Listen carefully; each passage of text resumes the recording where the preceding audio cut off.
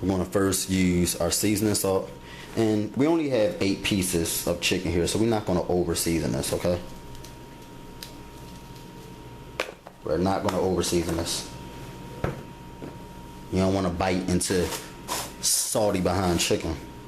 And both adobo and seasoning salt has salt in it, so we're not, but you do need to season it enough because you're going to be sitting it inside the buttermilk. Okay, we're going to add our onion powder.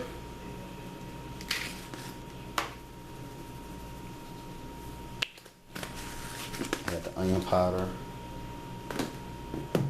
We're going to add our black pepper.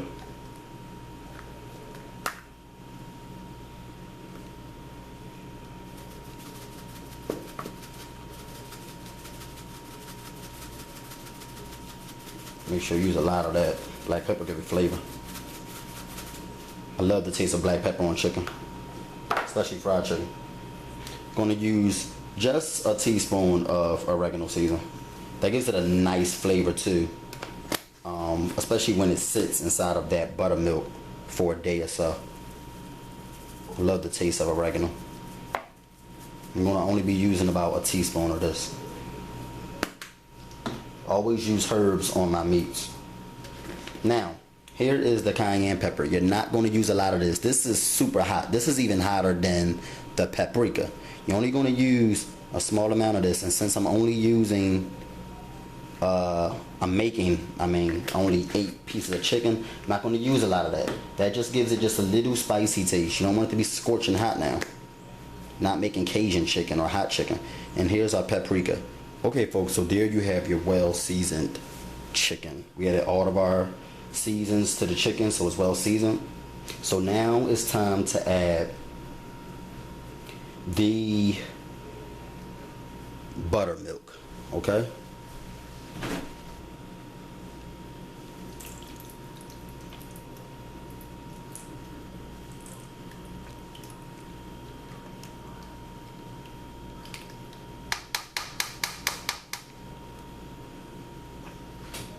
That's the way it should look.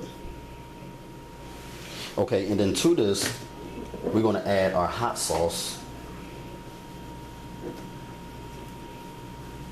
I'm using hot sauce, the kind is Texas Pete. I'm going to be using that.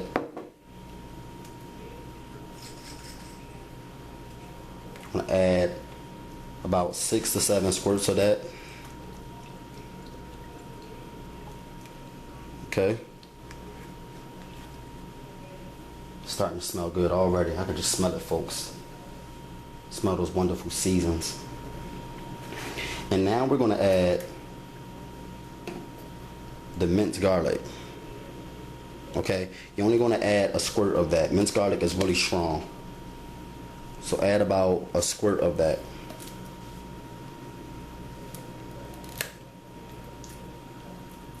Like that. And last but not least, we're going to add our parsley flakes. I'm going to add about 2 tablespoons of that.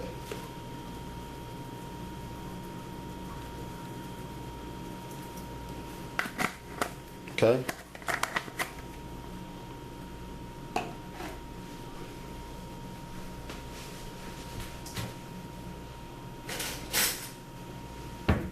And then what we're going to do is we're going to stir that all in.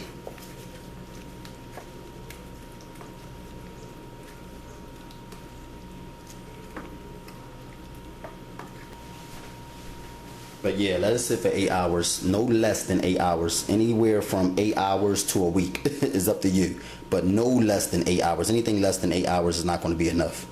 Okay, if you truly want that buttermilk taste. So I'm going to cover this with this top. I'm going to sit this in the refrigerator.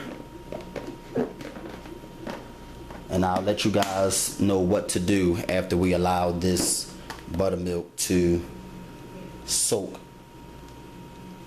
for 8 hours. Okay guys, so it's actually late night, but I have a taste for some nice buttermilk fried chicken, so I'm gonna fry this chicken really quick. This is how the buttermilk chicken is looking. I just know these are going to taste good because they've been soaking for a very long time, about 8 to 9 hours.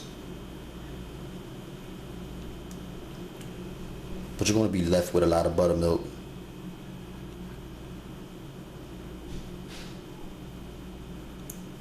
So I'm going to keep this buttermilk actually in this bowl and just reuse it at another time when I have a taste for more buttermilk chicken.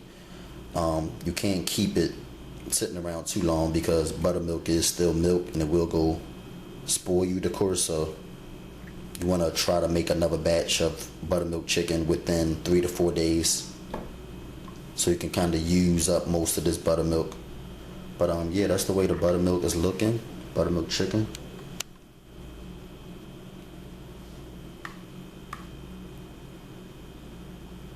I can tell this is going to be good.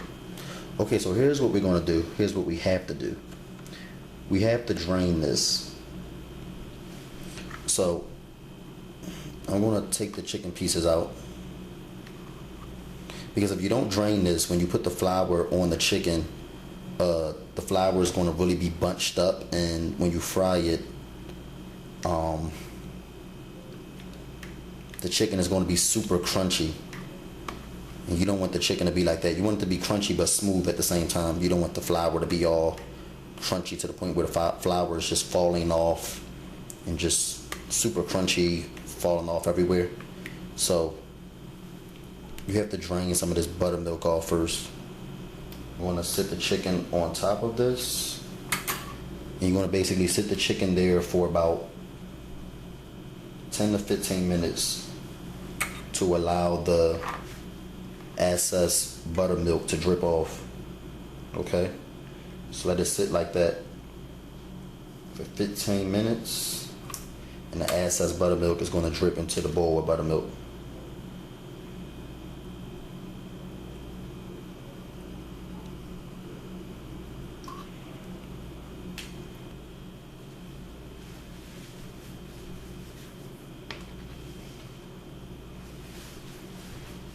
Hey guys, so here's what we're gonna do. Sometime when you put the chicken and the buttermilk with all that season, it's not that the season isn't getting onto the chicken, but sometimes the season tends to flow off of the chicken and onto into the buttermilk. So you just want to add a little additional season to the flour just to make sure that your chicken is well seasoned. So we just want to add a little bit of, about a teaspoon of seasoning salt more to the flour.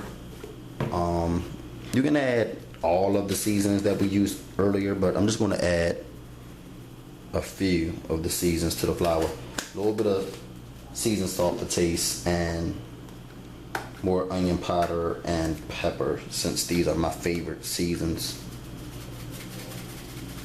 Just to make sure that the chicken is well seasoned, because sometimes the seasoning can kind of come off the chicken and float into the buttermilk. Okay, so what we're going to do is we're going to just mix this into the flour, season. Okay, so now that our chicken is done draining, we're going to coat the chicken in this flour.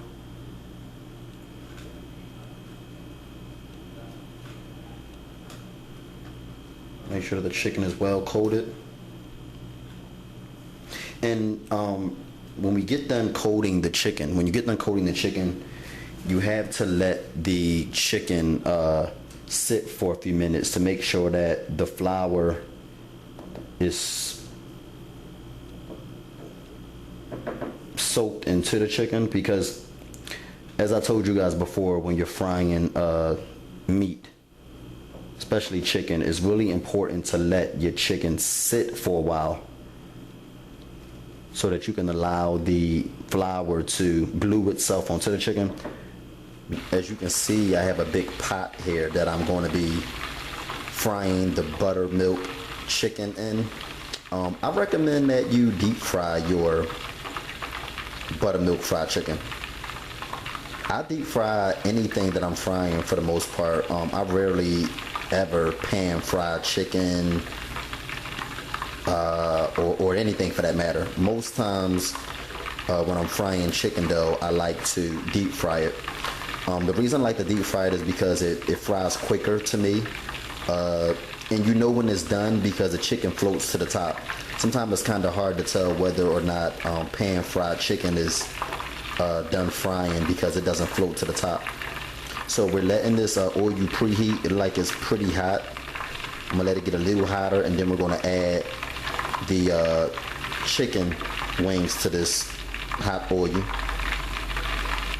And we're going to be frying this on medium heat for about 12 minutes. So we're going to fry the chicken wings for 10 to 12 minutes. If you're frying thighs and drumsticks, you might need to fry it a little longer. So I'll tell you to keep the thighs in there for about a good 15 to 17 minutes. But you'll know when they're done because they'll float to the top. Now here's our chicken, and if you look at it closely, you can see that the flour is matted into the chicken. See how most of it is kind of like a gluey, have a glue look to it. You have a little bit of white flour left, but that's because it wasn't sitting that long. If I let these sit for like another 15, 20 minutes, all of the chicken would look like this.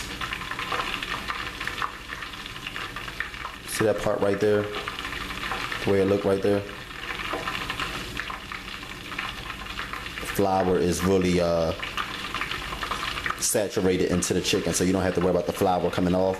And that's why you want your oil to be scorching hot and really hot. You want to let it preheat for about 7 to 10 minutes before adding the chicken, so that when you drop the chicken into the oil, the flour cooks automatically. Okay, so let's start adding our chicken now.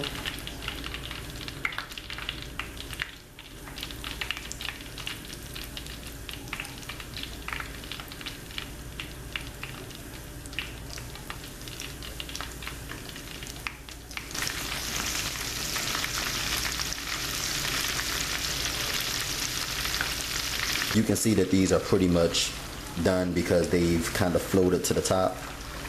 So we're going to take these out, and then I'm going to show you how these golden brown pieces of buttermilk chicken look. Look at that. It's so good. All right, let's take these out now, folks.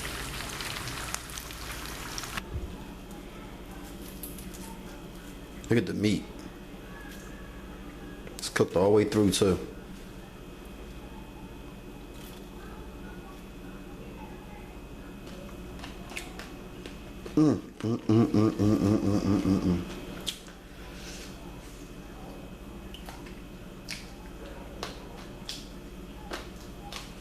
I can taste the buttermilk and the oregano season.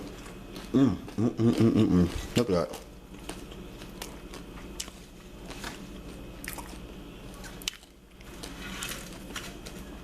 Guys, please try this recipe out. You don't know what you're missing. It is delicious.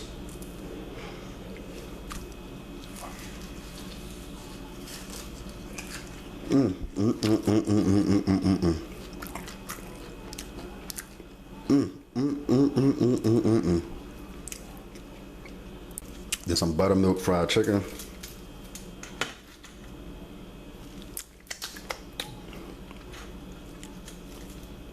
With some hot sauce. Mm.